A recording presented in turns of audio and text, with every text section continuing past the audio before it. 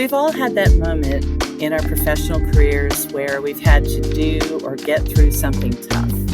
Maybe it's a city council presentation, a pitch to secure a client, or running your public engagement event with a difficult topic. In the 40 years I've been a planner, I've had my share of moments. I'm APA President Sue Schwartz. Joining me today is Dr. Mary Beth Janke, a forensic and clinical psychology consultant and former special agent with the U.S. Secret Service. Dr. Mary Beth is our MPC 25 opening keynote speaker. Hi, Dr. Mary Beth. It's great to connect again. Hey, Sue. It's so great to be here. Thank you. Well, let's just start off with a couple of questions. People get a sense of why I asked you to be the MPC keynote speaker. Okay. As a special agent with the Secret Service, you've been in some tough job assignments, especially abroad. Did you experience any self-doubt or fear? Every day, to be honest. I'd say caveat to that is, I had the self-confidence that I received the best training in the world being a Secret Service agent. But every day you kind of wonder, is that going to be enough to take on what might come my way? You never know. We have a saying is that we have to be on every single moment and the bad guys only have to be on one. And so you just wonder, is my training enough for what might come my way? And the fear factor, especially in overseas assignments where, terrorism was a far bigger threat. I would just say there's a saying also that someone shared with me several years ago that works for me. You just do it scared and you figure it out after. In other words, and I know this is going to come up later, probably in our conversation, but you really, really in any high stress job, including being a planner, including being a former protector, is you need to figure out how to then deal with the aftermath, right? You do it scared, you get through it, but it's not like you then just go on. You got to figure out a way to sort of process that stress, right? So is that how you learn to overcome it? It's not really overcoming it, it's getting through it and then processing afterwards? Yeah, I think it's preparation before, again, kind of having that confidence in that particular case that I had the training, that I had been through, with each mission, with each assignment, you get more and more confident because, of course, you've probably had to overcome another hurdle. Again, I think this is very parallel with a planner, because I think every audience is different for you guys, or every task of every day just presents something that can be stressful, that can be a new challenge. But, learning to overcome, I still feel like I'm learning to overcome as a forensic and clinical psychologist, because again, I have great training, but will I be able to understand the person that I'm working with? And will I be able to help them with their struggles or with the consult or with whatever they're bringing to me, right? So in this case, Sue, my secret, so to speak, I guess, would be that for me, self-care is huge. And I say this and I'll say this, that day that I'm your keynote, is self-care isn't just for everybody else, right? I hear people constantly say, oh yeah, I tell my team self-care, whatever. I go, yeah, well, what about you? Right? So it's not just for everybody else, not for my clients, for my friends, etc. It's a huge facet of my life if I want to get through any struggle, any stress healthily. Lots of people adapt, right? But they don't adapt well. And so if you want to adapt well, you need to find coping mechanisms. And for me, there are a lot. And I just got to remember I have a toolbox full of coping mechanisms. And that's anything from meditation to long runs to I even say my glass of wine at the end of the day and de-stressing or debriefing with my husband, that can be a huge stress relief for me. But I'm not putting down, 4 shots of tequila and 2 bottles of wine, right? So you need to find, each person really needs to find what works for them to de-stress and make sure they're doing that. Wow. So I heard a couple of things in there. The first is preparation. Yeah, you're going into a big event or getting through something. The more you prepare, the more confidence you can be. When you get through it, as you get through it, process on the other side. but then also practice self-care so that you are downloading, recovering, and getting ready for the next challenge.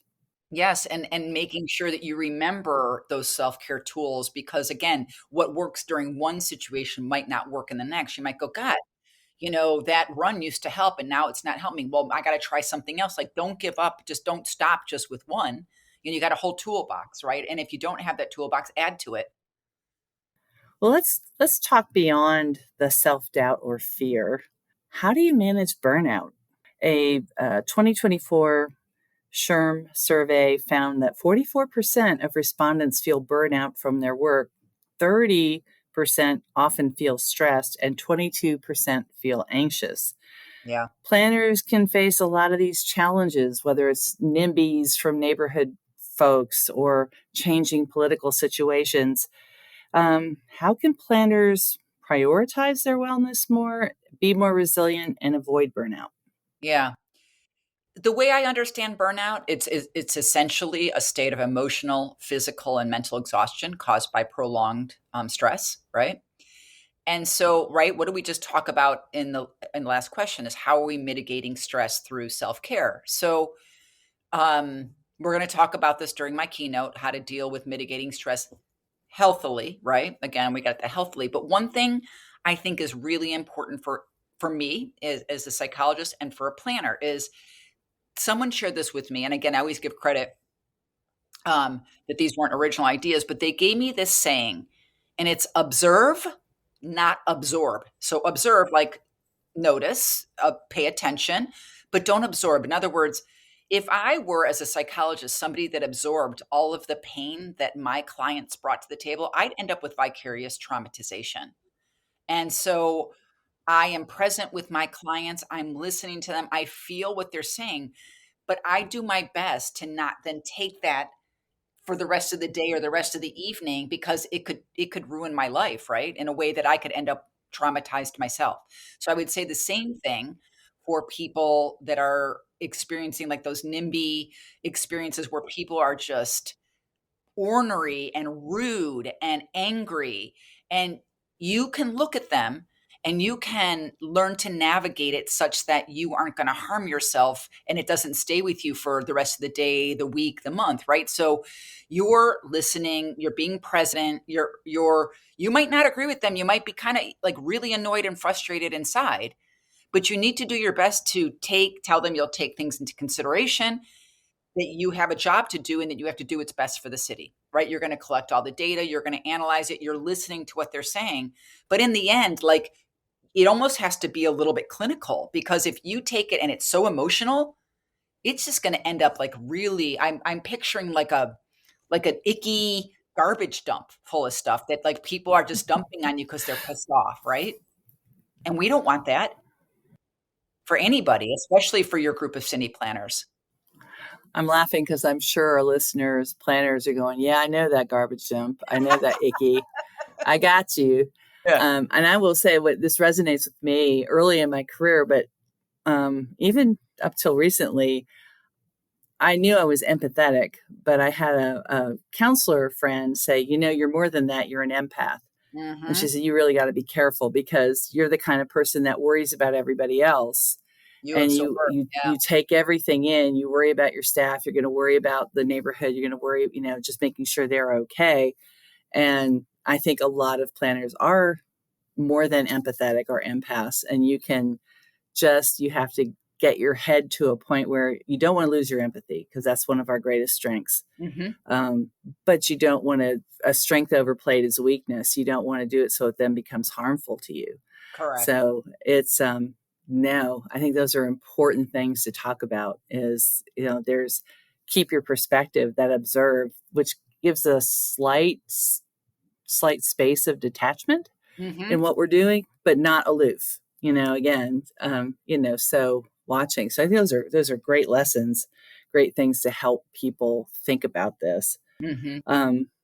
Okay. So we're the profession of collaborators. It's what we do. And we tend to shy away from the spotlight. That can be detrimental when the public and elected officials do not actively seek our contributions. Like, oh yeah, the planners, whatever, they just do zoning or, not just on the zoners, but not thinking through. And we have to get more comfortable. So, how can planners become more comfortable with being in the spotlight?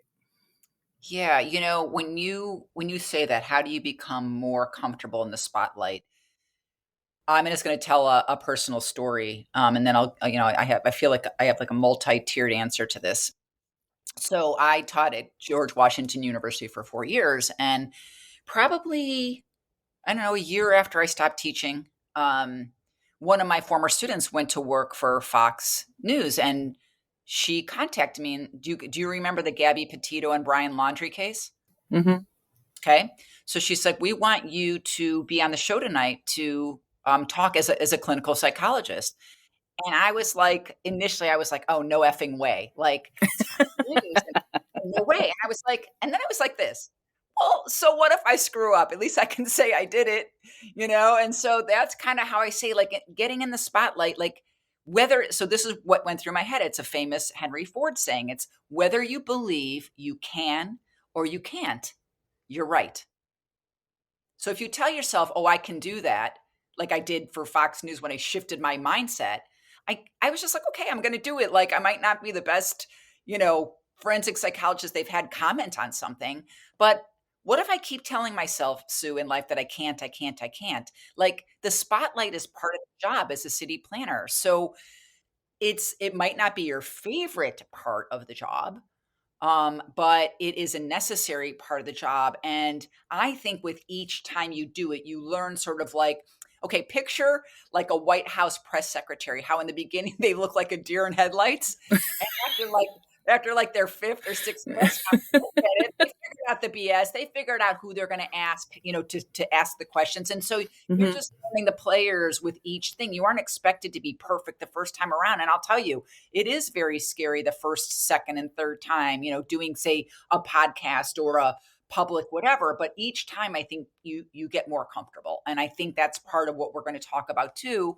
in our March, April, in my keynote, in building resilience and how you kind of deal with that, the whole shifting of the mindset of like, what are you telling yourself? Like, what's so hard about this? Yeah, I might flub up, but I flubbed up before, right? Exactly. Well, we talked about how we met doing TED Talks, Yeah. and we talked about how I was scared to death. I give talks all the time, but this one is no PowerPoints, no notes. And if you screw up, it's 18 minutes that's out there for posterity. It is, you never know. I mean, and I hear from people, we did this in 2022, and I hear from people relatively frequently, like, hey, I saw your TED Talk. It was great. Or, wow, and I can't remember the points I made anymore. I mean, some of them, but the details, I'm like, oh. But part of it for me, it was just I was very resistant. And then I thought, well, I'm at the point in my career, if I'm not doing something that scares the hell out of me, then I'm just coasting. But the other piece of that one's a little different. But on the day to day stuff, I'm going to go back to something you said in the first question: preparation. I mean, getting comfortable with the spotlight, when the more prepared you are, especially if you're doing interviews or if you're talking in front of counsel or whatever.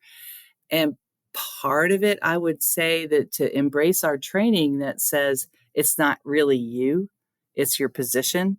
It's not Sue Schwartz. I'm speaking to you as the president of APA.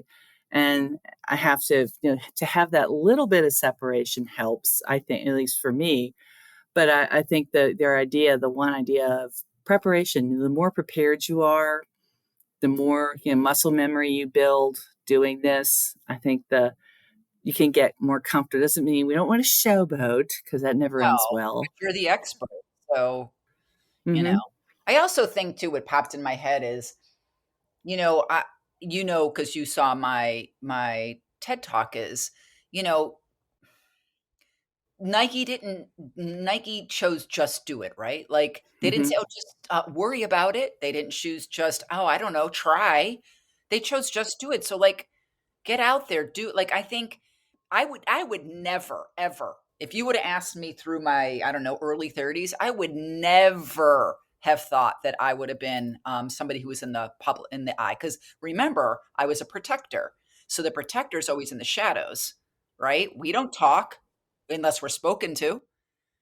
So, it's just one of those things where you go, okay, well, this was presented to me and I'm going to do it. Again, I had a lot of rough, hilarious stories of not doing so great, but here I am. And hopefully I've learned and polished myself a little bit.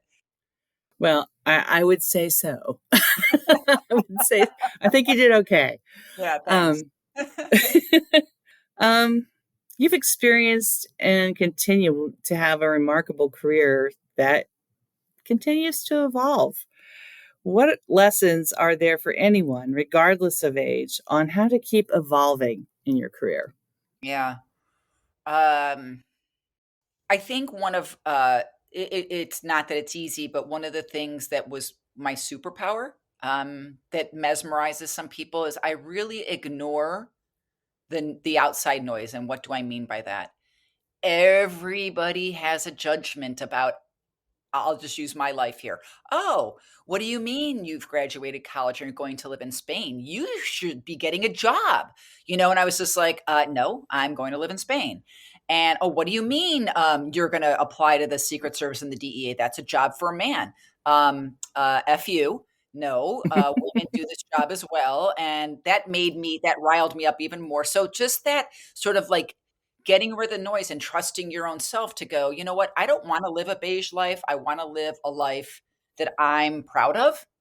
Um, and so just getting rid of the noise, and trusting your own heart, because it's not saying don't ask, advice from other people. I'm not saying that, but I think ultimately a lot of times we think what we think we should do, and I put that in air quotes, the shoulds in life, and then life can be so in a box and boring and beige and vanilla.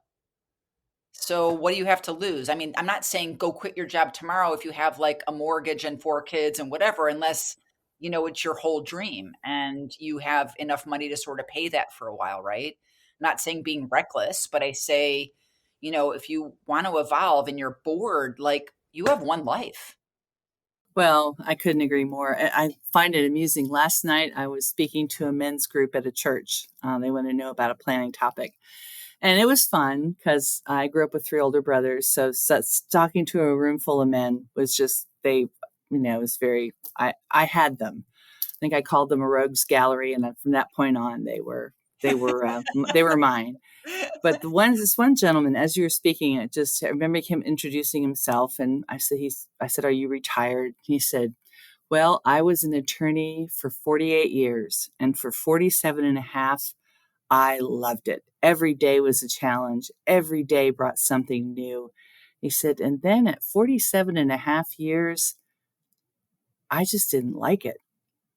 And I said, "Oh, well, what did you do?" He said, "I figured out how to retire and took golf lessons to pick up my game so I could move." But he had that self-awareness enough to go, aha.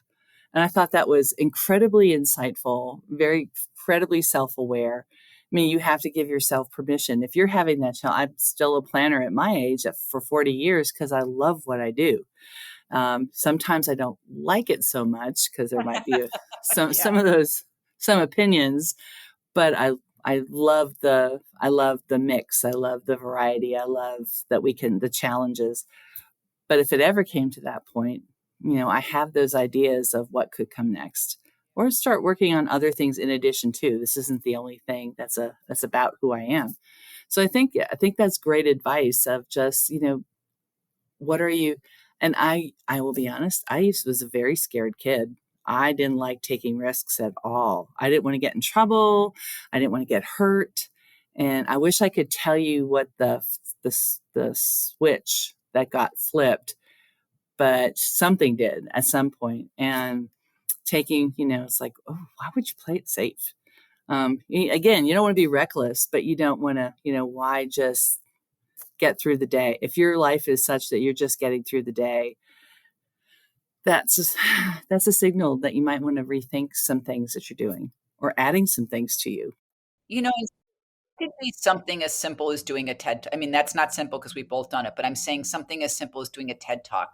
That's evolving yourself as a human. Maybe you aren't totally changing jobs, but, do something that, like, you always said you wanted to do, or you, like, take a class, that you said, "Oh, I always wanted to learn how to, I don't know, cook pasta or I don't know, cook chili or whatever the heck. It doesn't matter. Do something to like spice up your life. It doesn't have to be major, right? But like I do literally, this is how I work on my resilience. I do something different every month. And it's funny.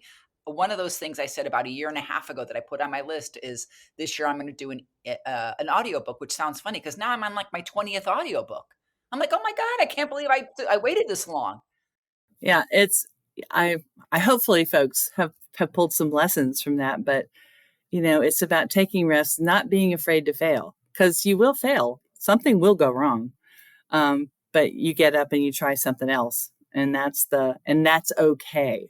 Man, lucky us that we can do that. Exactly. So, what is something that today's Dr. Mary Beth would tell her younger self? Oh, yeah. So just to throw in there, because I think this comes to mind for me a lot, is I'm one of 7 kids, and I'm 6 girls, 1 boy, and I'm the 5th child, number 5, of 5 in a row. So we were 1 year apart, the first 5 of us, and so there Wow. was, yeah, it was insane, to be honest with you.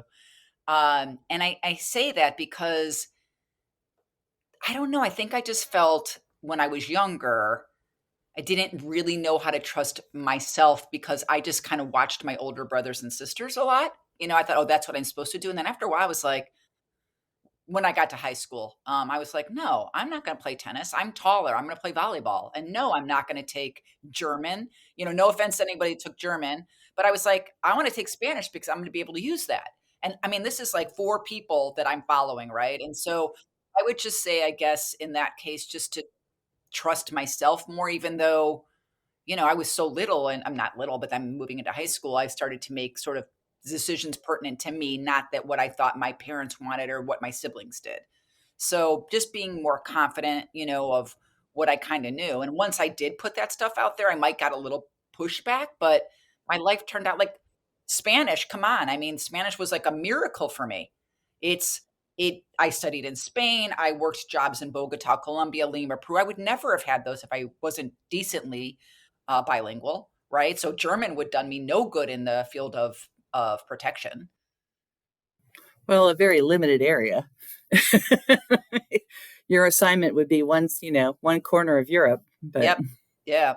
So yeah, and it wouldn't be, well, in my experience during that time, it wouldn't have been very dangerous. Like the countries I went to were pretty dangerous, the Spanish speaking ones, right? Central South America.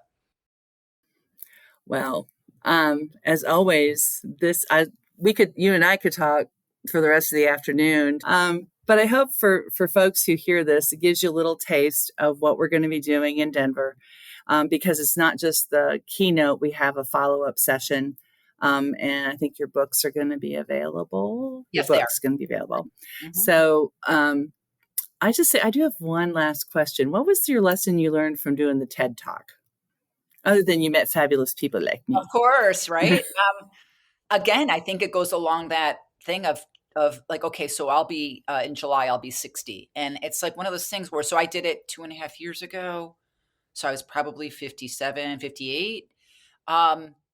Like, it's just one of those things, like every year I kind of have like this big goal, right? And, one time it might have taken me 3 years to write the book. Okay. For example, but like the TED Talk was a huge thing. And like, I say, you don't have to do something that huge. So go take a cook and go do something, right? That's what I mean is like, I thought that was a ton of work, Sue. I don't know about you, but I'm glad I did it.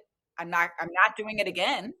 Right? No, I know you're shaking your head right there because you kind of like want to vomit, but just again, we didn't fail, but it's like not one of those things that you go, that was so great. Let's do that again. It's like, okay, I did it. What's next? Like okay, yay. Okay. But then what's my next thing to keep evolving as a person and not being bored with my life? And again, living a life I'm proud of. Mary Beth, thank you for sharing some insights on how we can advance our wellness and be more resilient. And thanks to you for listening to another episode of the APA podcast. You can hear more from Dr. Mary Beth at MPC 25 in Denver and online. To hear previous episodes of the APA podcast, visit us at planning.org/podcast. You can also subscribe to the APA podcast on Apple Podcasts, Spotify, Overcast, or wherever you get your podcasts. Thank you.